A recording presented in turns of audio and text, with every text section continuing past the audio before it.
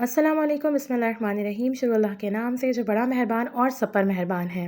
रमज़ान करीम हो और दही फुल्कियाँ ना हो तो इफ़्तार अधूरी अधूरी सी महसूस होती है। आइए फिर आज क्या पकाए में बनाते हैं बिल्कुल बाज़ार वाले अंदाज़ की दही भल्ला चाट, और स्टेप बाय स्टेप तमाम प्रोसीजर आपको बताते हैं कि आप बिल्कुल बाज़ार वाले अंदाज़ के बनाएंगे और फिर हमेशा घर में ही बनाएंगे इंशाअल्लाह ताला। कोशिश की है कि प्रोसीजर को बहुत आसान तरीके से और बहुत डिटेल में आपको समझाएं, तो फिर इसे एंड तक फॉलो कीजिएगा। तो दही भल्ले बनाना शुरू करते हैं। बाज़ार जैसे दही फुल्कियाँ बनाने के लिए मैंने ले लिया है यहाँ पर 500 ग्राम बेसन, यानी कि आप कंसीडर कर लीजिए 2 कप, जो आपके घर में नॉर्मल चाय के कप्स होते हैं बड़े वाले, वो लिए हैं हमने। और उसके अंदर हमने डाल दिया है यहाँ पर 1 टीस्पून नमक। इसके साथ साथ मेरे पास है यहाँ पर 1 टीस्पून अजवाइन। इसको अच्छी तरीके से आपने रबिंग करके हाथ से या आपने हावन दस्ते में रगड़ के इसको डालना है, तो इससे इसका फ्लेवर बहुत इन्हांस्ड हो जाता है। तो भल्ला बनाना इतना आसान है कि इसके अंदर सिर्फ 2 इंग्रेडिएंट्स आपने यूज़ करने हैं, और बेसन तो ऑब्वियसली इसका मेन इंग्रेडिएंट है। बस इन चीज़ों को हमने ड्राई मिक्स कर लेना है पहले, ताकि कोई लम्स ना रहे। बेसन को यहाँ छानना एक बहुत अहम स्टेप है। बेसन को छाने बगैर आपने इस्तेमाल नहीं करना, अदरवाइज़ इसमें लम्स बनने के चांसेस ज़्यादा होते हैं। अब किसी भी फोक की मदद से या विस्क की मदद से आपने इसको ड्राई मिक्स करना है, ताकि बिल्कुल भी इसमें लम्स ना रहे। और फिर आपने इसके अंदर आहिस्ता आहिस्ता पानी ऐड करना है, और पानी ऐड करके एक अच्छा सा गाढ़ा सा बैटर हमने यहाँ पर रेडी करना है। मैंने यहाँ पर करीबन 1 कप पानी ऐड किया है। जिस कप के हिसाब से मैंने बेसन ऐड किया था वही कप मैंने यूज़ किया, और 1 कप पानी मैंने यहाँ पर ऐड किया है। और उससे ज़्यादा पानी मुझे ऐड करने की ज़रूरत यहाँ नहीं पड़ी।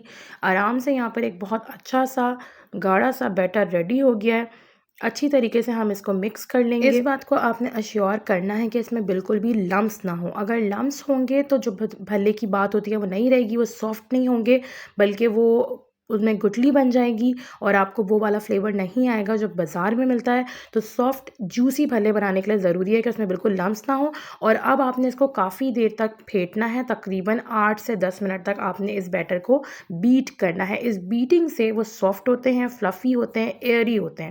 इस बैटर को इस स्टेज पर, यानी इसे बीट करने के बाद, आप फ्रिज में स्टोर कर सकते हैं करीबन 1 हफ्ते तक, अच्छी तरीके से क्लेंज रैप से रैप करके। लेकिन इसमें आपने सोडा ऐड नहीं करना है। इस स्टेज पर आप इसको फ्रिज में या फ्रीज़र में स्टोर कर सकते हैं 1 वीक तक। जब आप निकालें, इसको दोबारा से बीट करें तकरीबन 5 to 8 मिनट्स, और फिर आप इसके अंदर सोडा ऐड करें फ्राइंग से पहले। तो अब मैं यहाँ पर इसमें सोडा ऐड कर रही हूँ, जो मेरे पास है half tea spoon. Half tea spoon बहुत होता है 500 ग्राम्स ऑफ बेसन के लिए, यानी आधा किलो बेसन के लिए।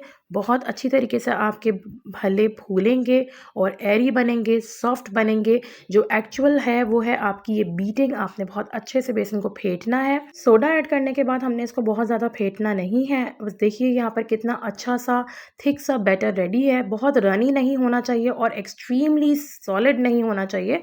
अच्छा सा फ्लोई बैटर होना चाहिए ये अच्छे बनेंगे। प्रोसीजर आपने सही फॉलो किया। उसके लिए आपने एक बोल में पानी लेना है। अब आपने एक स्पून से थोड़ा सा बैटर लेना है और उस बैटर को पानी में डिप करना है, ड्रॉप करना है एक्चुअली। और ड्रॉप करने पर अगर इसकी सॉफ्ट सी बॉल्स बन रहे हैं तो इट मीन्स आपने प्रोसीजर सही फॉलो किया है और आपका बैटर बिल्कुल रेडी है फॉर फ्राइंग। तो यहाँ हमारे पास सॉफ्ट सी बॉल्स बन गई हैं। अब ये बिल्कुल आपके पास रेडी है बैटर फ्राइंग के लिए। तो अब हमने एक कढ़ाई ले लिया और उसके अंदर मैंने ऑयल गर्म करने रख दिया था। मैं इनको बैचेस में फ्राई करूँगी, इसलिए मैंने बहुत ज़्यादा ऑयल यूज़ नहीं किया है। इस तरह से आपका ऑयल भी बच जाएगा और आपको बार बार रीयूज़ नहीं करना पड़ेगा। तो मैंने एक लिमिटेड ऑयल इसमें ऐड किया है। ऑयल को मैंने मीडियम फ्लेम पर गरम कर दिया था, और फिर मैंने उसमें 1 स्पून फुल करके बैटर डाला। जैसे ही बैटर सरफेस पर आ गया, इट मीन्स ऑयल आपका अच्छा परफेक्टली गर्म है। अब इसको मीडियम टू हाई फ्लेम पर हमने बनाना है। ये बहुत जल्दी फ्राई हो जाते हैं, बहुत ज़्यादा देर इसको पकाने की नहीं लगती है, तो आसानी से ये बन जाते हैं। और देखें कितने मज़े से फूल रहे हैं। जब बेसन आपको पका हुआ महसूस हो, तब आपने स्पून की मदद से इनको हल्का हल्का सा टच करना है, स्लाइटली इनको मूव करना है, ताकि ये टूटे नहीं, बिखरे नहीं और आसानी से ये पलटना शुरू हो जाएं। इनका कलर चेंज हो तब आपने इनको टर्न करना है, उससे पहले आपने इनको टर्न नहीं करना। बहुत जल्दबाजी का मुजाहरा यहाँ पर नहीं करना है। ये जैसे जैसे फ्राई होंगे खुद ही फूलना शुरू हो जाएंगे। तो ये मज़ेदार से फ्राई हो गए हैं, कितना प्यारा सा इनका कलर हो गया।